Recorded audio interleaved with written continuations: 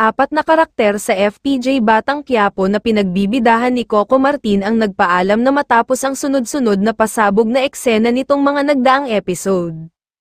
Sa latest episode ng serye, nauna nang nawala na sa kwento ang karakter ni Elsa, na ginagampanan ni Ate Gay.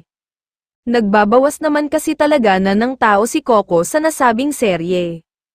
Katulad ni Senador Lito Lapid out na muna kasi kakandidato. Sina Mark Lapid at Joey Marquez din out na, yung grupo ni Supremo, out na.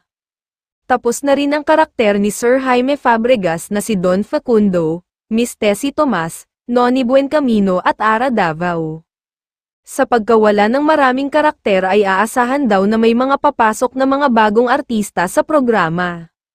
Katulad ng Kapuso stars na sina William Martinez, Ariel Villasanta at Anjo Iliana. Isa nga lang sila sa mga madadagdag na mga pangalan sa Batang Quiapo na mapapanood na rin sa mga susunod na araw sa programa. Samantala, patuloy na nangunguna ang serye ni Coco sa taas ng ratings nito, kamakailan lamang kasi ay muling nakakuha ng mataas na ratings na pinataob ang mga kalabang serye ng ibang network.